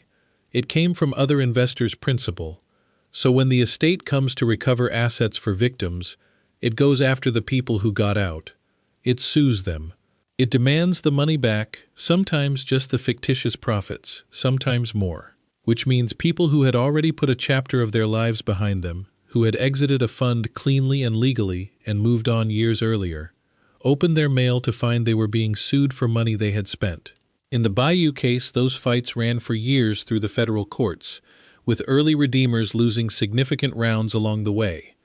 One hedge fund that had invested and pulled out early had received more than $18 million, and that money became part of the recovery arithmetic. And the court did something unusual to soften it. Judge McMahon set up a reserve fund specifically so that investors who had redeemed and who were then ordered to hand money back in the bankruptcy action could themselves be paid restitution as victims. Dozens of redeeming investors ended up written into amended restitution orders and drawing from that reserve. When the bankruptcy claims against them were finally resolved, the government moved to release what was left of it, just under $21 million, to the wider body of fraud victims. Which is a small, strange piece of judicial decency buried in the paperwork. The court recognizing that the people being sued to give money back were, in most cases, not villains. They were just the investors whose timing happened to be lucky. There is no version of this where nobody gets hurt. When the money isn't there, the law has to decide which set of victims absorbs the loss. And the recovery, in the end, was partial but real, and considerably better than the early reporting suggested it would be. The Justice Department put the total loss to investors at approximately $300 million. By the summer of 2013, when prosecutors distributed another $31.8 million to victims, the total value of forfeited assets returned to Bayou investors had passed $128 million. Money assembled over years from dozens of liquidated assets, including funds repatriated from bank accounts in Singapore and the United Kingdom. Investors would eventually receive distributions. Some got a meaningful percentage of their principal back. Many waited years for it. Nobody was made whole. Meanwhile, out in the world, Sam Israel was living on bail with his medical problems and his prescriptions and his cooperation sessions, and something else was happening that no one in that courtroom in 2005 could have predicted. Bayou was becoming the warning that nobody listened to. The timeline is the part that stings. Bayou collapsed in the summer of 2005. It was a national financial story. A hedge fund with fake returns. A fake auditor. Hundreds of sophisticated investors who never checked. Every element of the lesson was there, in public, printed in the Wall Street Journal and the New York Times, 3 full years before December 2008, when a man named Bernard Madoff sat his sons down and told them his own operation was, in his words, one big lie. $65 billion was the figure on the statements, the money Madoff claimed to be managing. The actual principal his investors lost is generally put closer to 17 or 20 billion, which tells you something all by itself about the gap between a Ponzi scheme's paperwork and its contents. Same basic structure as Bayou. Steady, implausible, beautifully consistent returns. And an auditor nobody had checked. In Madoff's case, a storefront practice in a strip mall in Rockland County, New York, with 3 employees, one of them a secretary and one a partner in his 70s living in Florida, signing off on the books of what was supposedly the largest asset management operation in the world. The Bayou case had already taught that exact lesson. Institutions had already been embarrassed by it, and it changed almost nothing. That's part of why Bayou matters. It was a rehearsal that the audience slept through. Chapter 16, April 14, 2008, Sentencing Day, Manhattan Federal Court, Judge Colleen McMahon presiding. The range available to her was enormous. Prosecutors and the guidelines pointed high. The defense was arguing for something dramatically lower. Realistically, the judge had room to impose anything from a few months to 30 years. And Sam Israel arrived, by the accounts of people in that courtroom, in surprisingly good spirits. He had a large family contingent with him, many of them appearing to have come up from New Orleans. He was joking with his lawyers. You can understand the optimism if you look at it from his side of the table. He had pleaded guilty immediately and spared the government a trial. He had cooperated for 2.5 years. He had catastrophic, documented medical problems, a spine that had been operated on repeatedly, chronic pain, an opioid dependency with a legitimate origin, and the defense file was thick with support. His attorney submitted a 55-page brief. Friends and family, many connected to his prominent parents in New Orleans, wrote to the judge asking for mercy, describing a man who loved animals, who was loyal, who had never intended to steal, who had simply been trying to live up to a name that was heavier than he was. The core of the argument was intent. Sam Israel, his supporters said, was not a thief. He was a failure who couldn't admit failure. He never set out to take anything. He set out to be worthy of his family, discovered he wasn't good enough, and lied his way downhill for 9 years hoping to climb back. And a lot of that is true. Even his victims came around to versions of it. Randy Shane, the investigator who'd been suspicious of him for years, allowed that he wasn't a criminal in the classic sense, just a man who believed in his own investing skill, which was clearly a mistake. Maria Bartiromo of CNBC, who had covered the industry for years, doubted he'd ever had a master plan to defraud anyone, and described a man who kept losing, kept trying to dig out, and lied all the way down. There were also victim letters in that file. Fewer of them, a handful of outraged investors against a larger stack of supporters, which itself tells you something about who has the resources and the social confidence to write to a federal judge. John Sigismund in Denver wrote one. He asked the court to put Sam Israel away for a long time. His formulation was memorable and modest. Nobody at his house was going to be eating peanut butter for the rest of their lives, and he and his wife were not destitute. But this man had stolen $250,000 of his money, and that hurts. Then Sam Israel spoke. And by the account of the attorney sitting in the gallery representing $25 million of lost investor money, Israel spoke at length about pressure, about what it had been like to be the third generation of a great trading family, about the shame he had brought to the family name. What he did not do, in that lawyer's assessment, was profusely apologize to the people he had defrauded. He did say, and this line is on the record, that he had lied to them and cheated them, and that he could not put into words how sorry he was. But the emphasis was the tell, and Judge McMahon heard it. Her response is the moment this story cracks open. She rejected the pressure defense outright, and her formulation, as recounted by people in that courtroom, was devastating. Pressure is not being a third-generation trader. Pressure is being a single mother trying to take care of 4 kids. That is the whole moral architecture of this case in 2 sentences. Because everything Sam Israel did, the fudged commissions, the fake auditor, the invented returns, the Trump mansion, the shadow market, and eventually the bridge, was justified inside his own head by the enormity of the pressure he felt. And a federal judge looked at him and said, in effect, what you are calling pressure is a privilege that millions of people would trade their lives for, and you had every advantage a human being can be handed, and you used them to steal from a school teacher's retirement fund and a charity. Witnesses described watching Sam Israel change during that hearing.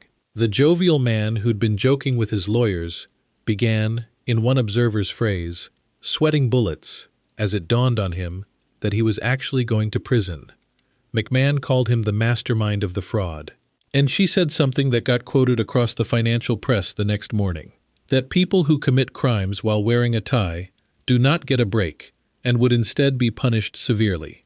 The sentence, 20 years, plus forfeiture of $300 million. Daniel Marino, the accountant, the author of the 6-page note, 20 years as well. Those are Enron scale numbers. For white-collar defendants in 2008, they were shocking, and they were meant to be. The message was explicit.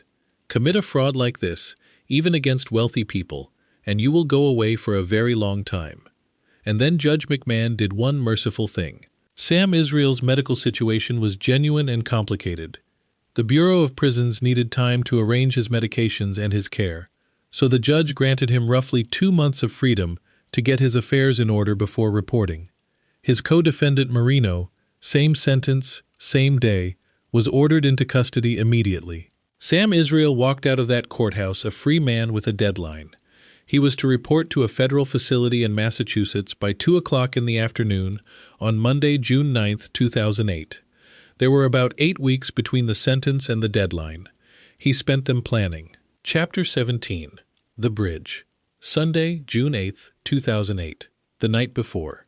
Deborah Ryan was 45 years old, from Armonk, New York. She was Sam Israel's girlfriend, and she was asleep in the house they shared when he woke her up. Her account, given later under oath in federal court, was simple and stark. He woke her and begged her to help him. She agreed, and, in words she said herself in front of a judge, she knew that it was wrong. What she agreed to do was help him pack. They loaded a recreational vehicle with his belongings, clothes, supplies, medication, and a motor scooter, to give him mobility once the RV was parked somewhere. Then they drove the loaded RV north and left it waiting at a highway rest stop not far from the Bear Mountain Bridge, and drove home together. That's the whole plan. It is not the plan of a criminal mastermind with offshore accounts and a forged passport. It is the plan of a frightened, sick, 50-year-old man who has watched a lot of television. The next morning, Monday, June 9th, Sam Israel got into his 2006 GMC Envoy. By law, he was supposed to be driving to Massachusetts to surrender. Instead, he drove to the Bear Mountain Bridge and stopped in the middle of the span and got out, and with one finger, in the pollen and road dust on the hood of his own car, he wrote 3 words. Suicide is painless. Then he walked to a second vehicle waiting for him, got in, and was driven to that rest stop, where the RV was parked and loaded and ready. By noon, the car was reported. By early afternoon, police were on the bridge, and the search of the Hudson River began. Boats, divers, a helicopter, all looking for the body of a man who was at that moment sitting in a motorhome, alive, with all his luggage. That message is the single strangest decision in this entire case, and it functions almost like a signature. Suicide is painless is a song. Most people know it as the theme from S. H, the long-running television series about a mobile army surgical hospital in the Korean War. The melody is famous. It has been whistled by millions of people who have no idea it has lyrics. But it comes from the 1970 Robert Altman film that the series was based on. And in that film, the song is used in a very specific scene. A character nicknamed Painless, the unit dentist, becomes convinced his life is over and announces, entirely sincerely, that he intends to end it. His friends decide to help. They stage an elaborate Last Supper. They produce a coffin. They hand him a black capsule they tell him is a fast-acting poison, and the song plays over the ceremony as he lies down in the box. And then he doesn't die. The capsule was a sleeping pill. The funeral was a performance staged by everyone around him, for his benefit and without his knowledge, and the man they buried wakes up the next morning perfectly fine. So Sam Israel, standing on a bridge on the morning he was supposed to report to prison, chose as his farewell a reference to a fake suicide that everybody in on the joke knew was fake. Randy Shane, the investigator who'd been suspicious of him for years, spotted it instantly when he heard about the message. His reaction was immediate. The person in the H movie didn't kill himself. If you wanted people to believe you jumped, couldn't you reference somebody who actually did? So, what is that? 3 possibilities, and I genuinely don't know which is right. It might be arrogance, a private joke aimed at the people chasing him, a wink from a man who couldn't resist being clever at the worst possible moment. It might be incompetence, a guy grabbing the first suicide-adjacent phrase in his memory, never thinking through the source. Or it might be something sadder. It might be that even in the act of faking his own death, Sam Israel could not commit to the lie completely and left a clue on purpose, because a part of him wanted this to be over. What we know for certain is that almost nobody believed it. Not for a day. The investor's attorney said the reaction among his clients was instant and unanimous. There is no way this guy jumped. They had already seen one fake suicide note in this case. They weren't buying the second one either. And investigators were skeptical from the moment the plate came back. The physical facts didn't work. Where does a man park a car for 20 years? His girlfriend had said he intended to drive himself to prison, but he'd have to leave the vehicle somewhere. The behavioral facts didn't work either. This was a man with a ruined spine who could barely manage a flight of stairs, and investigators simply did not find it plausible that he had gone to a bridge, physically or temperamentally. It didn't fit anything they knew about him. And then there was the tape. The Bear Mountain Bridge has surveillance cameras, and when investigators pulled the footage, they could see a second vehicle pulling alongside the abandoned Envoy at right about the time Sam Israel disappeared, which meant this wasn't a suicide, it was a pickup. Within roughly 48 hours, a wanted poster went out. Within a week, the U.S. Marshals Service made it official. They were ruling out suicide and treating it as a fugitive investigation. One marshal, asked whether they'd catch him, gave the line the service has been giving for a century and a half. They always get their man. The general reaction on Wall Street, in Maria Bartiromo's telling, was, "What took you so long?" Everyone she spoke to had assumed from the first hour that he'd run. Samuel Israel III was now a federal fugitive, and America had a manhunt. Chapter 18. The Manhunt. For about 3 weeks in the summer of 2008, the disappearance of Sam Israel III was one of the biggest stories in America. He was featured on America's Most Wanted. The marshals warned that he might be using aliases, and the names circulated included Sam Ryan and David Clapp. They advised the public that he should be considered armed and dangerous, and the speculation was spectacular. The theory that dominated the coverage was that he was gone, out of the country, and it wasn't unreasonable. This was a man who had moved $150 million through opaque international channels and spent years dealing with people who specialized in exactly that. If anyone had the infrastructure to buy a passport and disappear, it was him. So the reporting filled with destinations. South America, Africa, a Swiss account. Commentators pointed to other financial fugitives who'd successfully vanished, men living openly in countries with no extradition treaty, fighting slow legal battles from comfortable exile. Underneath all of it sat a hard question that had never been resolved. Where was the rest of the money? Roughly $100 million had been frozen in Arizona. Documented trading losses accounted for something under $100 million, which left a genuine arithmetic gap, potentially tens of millions of dollars unaccounted for. The investor's attorney laid it out plainly at the time. The trading losses were under $100 million, and they'd found $100 million, so there could be $50 to $100 million out there somewhere. Did Sam Israel have it? He didn't know. Nobody knew. And that gap is what made the fugitive story frightening rather than absurd. A broke man on the run gets caught in a week. A man with $50 million can disappear permanently. Meanwhile, the actual investigation was doing something much less cinematic and much more effective. It was working backwards from the bridge. The surveillance footage gave them the second vehicle. The second vehicle, according to local reporting at the time, gave them a driver, who admitted he had picked Sam Israel up on the bridge and driven him to a rest stop where a loaded RV was waiting, which pointed directly at the person who had helped load it. On roughly the 10th day of the manhunt, agents brought in Deborah Ryan. She broke. She told investigators that she had helped Sam pack the RV the night before he vanished, that she'd met him at a rest stop, that she'd driven him home afterward. She was arrested and charged with aiding and abetting his failure to surrender. Prosecutors said that during the manhunt she had claimed to have found a suicide note written by her boyfriend, while knowing he had escaped. And now the search had something concrete: a description of the vehicle, a license plate, and a list of likely locations. The marshals released the photo publicly and told the country to look at campgrounds, RV parks, and highway rest areas. So where was he? Sam Israel had driven approximately 100 miles north. That's it. That's the whole escape. Massachusetts. He parked at a campground and paid $40 a night. He registered under the name David Clapp. He had his RV, his scooter, his medication, and, according to the people who encountered him, a friendly, sociable manner that made him completely unremarkable among the summer tourists. The campsite manager, Mitch Hayes, later described him as seeming like any other camper. Nice guy, personable, easy to talk to, nothing suspicious at all. Which is, when you think about it, the most Sam Israel detail in the entire story. The man's superpower was always likability. It worked on institutional investors, and it worked at a campground in western Massachusetts.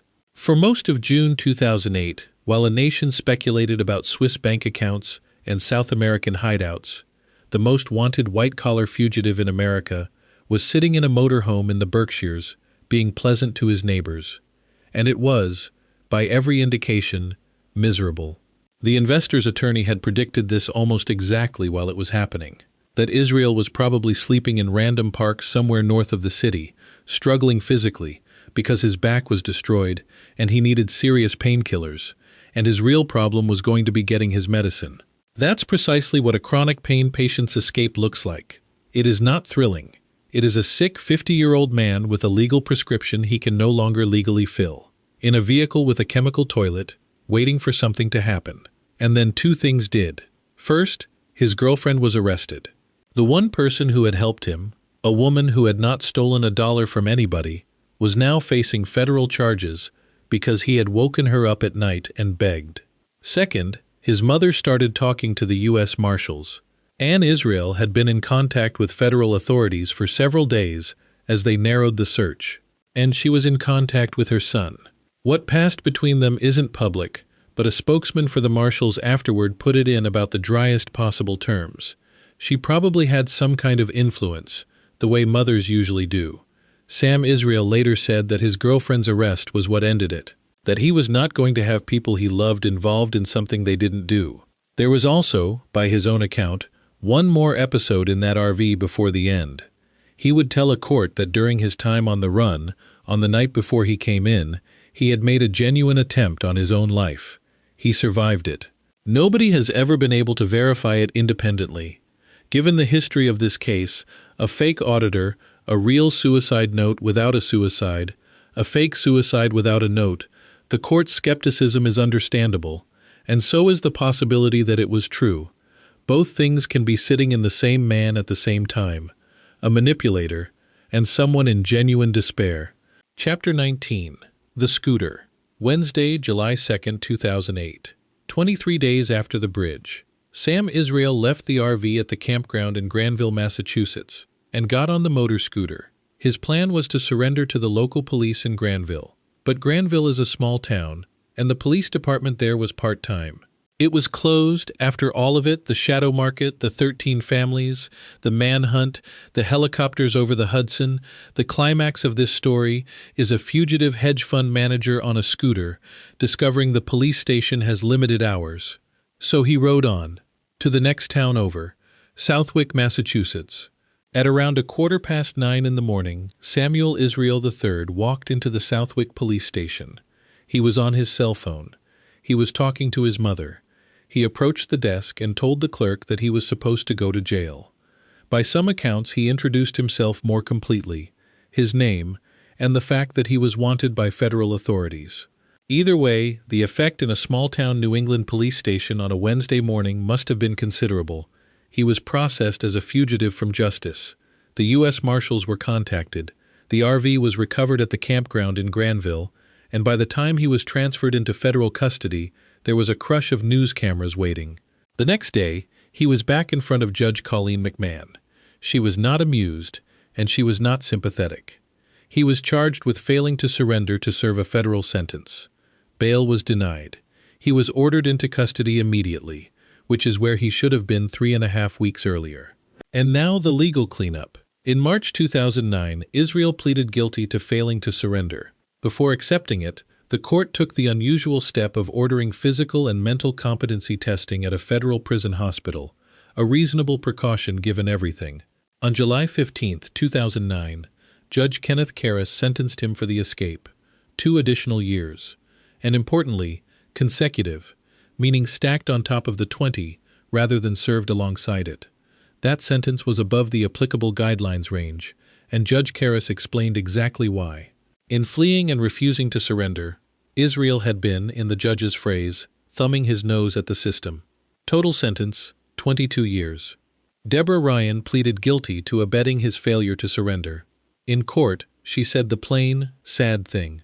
He woke her up and begged her to help him, and she agreed, and she knew it was wrong.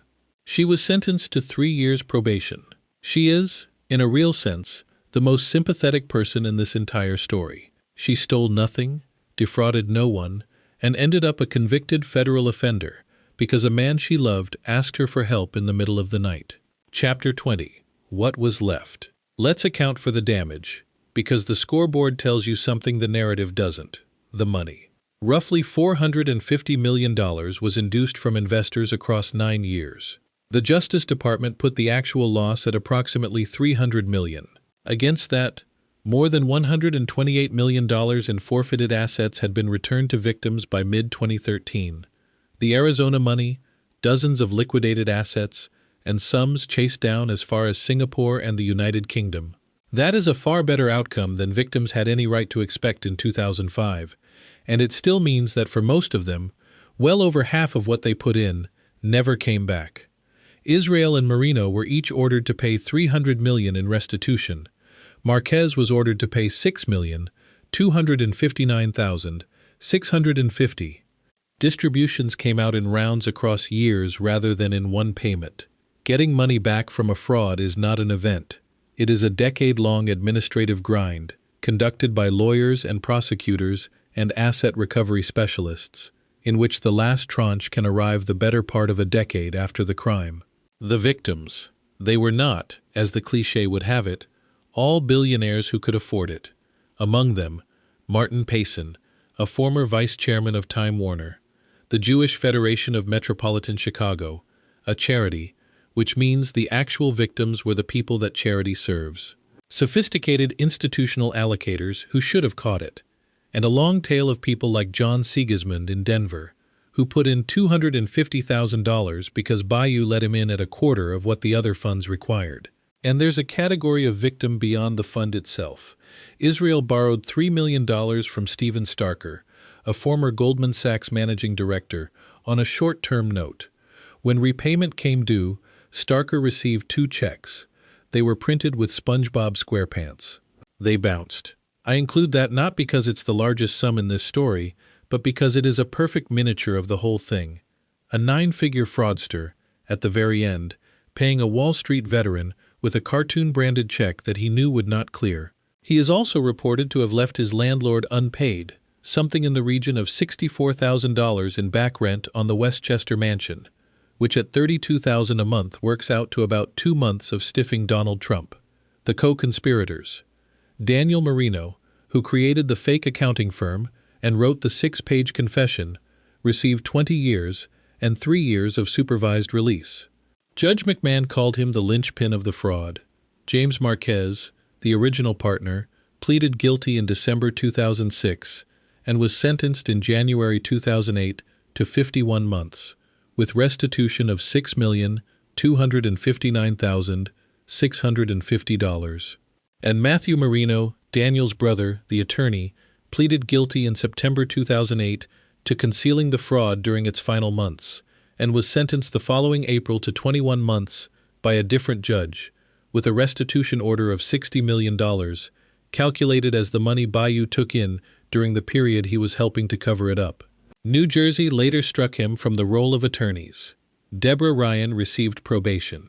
Robert Booth Nichols, the man who sold Sam Israel the shadow market, was never prosecuted in connection with it.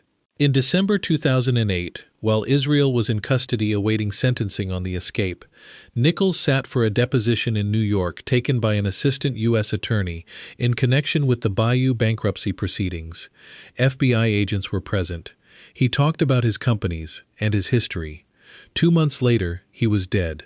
The most commonly cited account has Robert Booth Nichols dying in Geneva, Switzerland in February 2009 at 65, and then, because it could not possibly be otherwise in this story, the accounts fracture. Some sources give a different date. Some say heart attack. Others insist the autopsy showed a fatal head injury. And there are people connected to the old Octopus and Promise material. People who had known Nichols for decades, who flatly do not believe he died at all, and maintain that the death was one final con, staged so that a man with too many enemies could stop existing on paper. I cannot tell you which of those is true. Nobody can, and that ambiguity is exactly the atmosphere Nichols cultivated for 40 years. He died the way he lived, unverifiable, and Sam Israel. He went into the federal system and served most of his sentence at the federal complex at Butner, North Carolina, the same institution that would later hold Bernard Madoff. He tried to get out early, more than once. In 2014, Judge McMahon rejected a request for a reduced sentence based on his health. In 2019, he tried again, this time seeking compassionate release, citing serious cardiac problems, a near-death experience in custody, and an argument that the Bureau of Prisons could not properly care for him. He also invoked the First Step Act, the bipartisan sentencing reform law aimed in part at older prisoners. In December 2019, Judge McMahon said no, in an opinion worth quoting because it is the closing argument of this entire documentary. She acknowledged he might receive better medical care outside prison. She called the fraud extremely serious, one of the largest Ponzi schemes uncovered before Madoff. And then she wrote that it would make a mockery of the sentencing statute if this financial fraudster, a man who ruined the lives and finances of hundreds of people while living the high life of an ostensibly successful hedge fund manager, were to have his sentence reduced. She went further and said something judges rarely say out loud. Going easy on white-collar criminals from privileged backgrounds who can afford top-flight lawyers, she wrote, does not promote respect for the law. It reinforces exactly the belief that corrodes public faith in the whole system. That there is one law for the white-collar criminal and another law for everybody else. With credit for good conduct, a 22-year sentence imposed in 2008 lands somewhere in the middle of this decade. And here the public record genuinely blurs. Bureau of Prisons calculations reported over the years have pointed at September 2027, at June 2026, and at May 2026, with the earlier dates appearing in more recent reporting, which is the pattern you'd expect from good conduct credit and re-entry placement being applied along the way. Read together. Those filings suggest a man who has either just finished this sentence or is finishing it now, quietly, without a headline. Either way, Sam Israel was born in 1959. He is in his 60s, and he carries a forfeiture order for $300 million that he is never going to pay. His story was told in a 2012 book by the journalist Guy Lawson, called Octopus, built on hundreds of hours of prison interviews. It became one of the essential documents of the case, and it also revealed the most haunting fact of all. He still believed. Sitting in prison, years after the Federal Reserve had examined his instruments and pronounced them clever fakes, Sam Israel still wanted his bonds back, still believed the shadow market was there, still believed that if he could just get access, he could pay everybody back, every investor, every dollar. The con had outlived the fund, the trial, the bridge, the manhunt, and the sentence. Chapter 21. The Anatomy of a Belief. So what do we actually take from this? 5 things, and I want them to be useful rather than comfortable, because the comfortable version of this story, a greedy man did a bad thing and got caught, is the version that guarantees it happens to somebody else next year. 1. The auditor is the whole game, and almost nobody checks the auditor. Bayou's fraud didn't survive 6 years because the numbers were clever. It survived because a document arrived every year with an accounting firm's name on it, and everyone who received it, including institutions with professional diligence staff, accepted that name without ever spending an afternoon on it. Madoff's auditor was 3 people in a strip mall. Same failure. 3 years later, $65 billion. If you take one practical thing from this, when someone shows you a verification, your question is never what does the verification say, it's who verified and who checks them. 2. Steady is a warning sign, not a comfort. Sam Israel's genius was reporting the occasional small loss. Real markets are violent and irregular. A return stream that glides gently upward through booms, crashes, and panics is not evidence of skill. It is evidence that somebody is choosing the numbers. 3. Being right about a fraud is worth nothing on its own. Randy Shane had the file 2 years early and would not have given the man $100. Bayou raised money for 2 more years anyway, because the information didn't travel, because the returns looked good, and because everyone in the chain had a reason to want it to be true. If you spot something, spotting it is the easy half. The hard half is that warnings move slowly through a market and money moves fast, and the people best positioned to listen are usually the people being paid not to. 4. The exit is the crime. There is a version of this story where Sam Israel does 9 years of terrible trading, tells his investors the truth, hands back what's left, and becomes a guy who ran a bad fund. Embarrassing. Survivable, not criminal. Every year he chose the other thing. The number he needed to fabricate got larger, and the truth got more expensive. The fraud was never a single decision. It was one decision, made about 3,000 times, each one slightly worse than the last, and each one justified by the ones before it. Which is how nearly all of these actually happen. Nobody wakes up and decides to steal $450 million. They decide to fix this quarter, and then they have to fix the next one. 5. And this is the one worth carrying out of here. Desperation is what makes you a mark. Sam Israel could take apart a balance sheet. He had 14 years on Wall Street before he ever ran his own money. He was not stupid, and he was not naive, and he knew exactly what a con looked like because he was operating one. And he handed the last of his investors' money to a man who told him 13 families run a secret bond market because he needed that to be true. That's the mechanism. Not stupidity, need. The moment your survival depends on a particular answer, your judgment is no longer available to you. You will believe whatever saves you, and somewhere out there is a person whose entire profession is finding people in exactly that condition. Every mark in every con in history had a reason they couldn't afford to say no. Go back to the bridge one last time. June 9th, 2008, just after noon. A silver SUV in the middle of the Bear Mountain Bridge. Hazards blinking, keys in the ignition, and 3 words, drawn by a fingertip in a film of yellow pollen. Suicide is painless. Those words are borrowed from a scene about a man who stages his own death and doesn't go through with it. A performance of an ending. A funeral for someone who fully intends to get up afterward. Which is a nearly perfect description of Samuel Israel III's entire adult life. He staged a trading career and never traded, staged an audit that never happened, staged his own retirement in a warm letter about spending more time with his family while the money sat frozen in Arizona behind a story about a gold mine. And in the middle of all of it, someone staged a secret market for him and possibly staged a murder. The dust on that hood has been washed off for 18 years. The fund is gone. The auditor never existed. Most of the money was never found. The man who sold him the shadow market is dead, probably, in Geneva.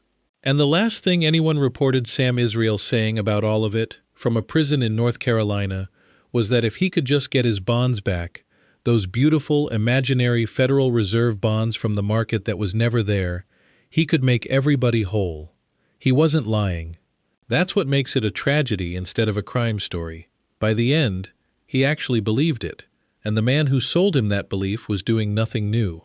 That pitch is still being made today, in the same words, to somebody who needs a miracle badly enough to buy one.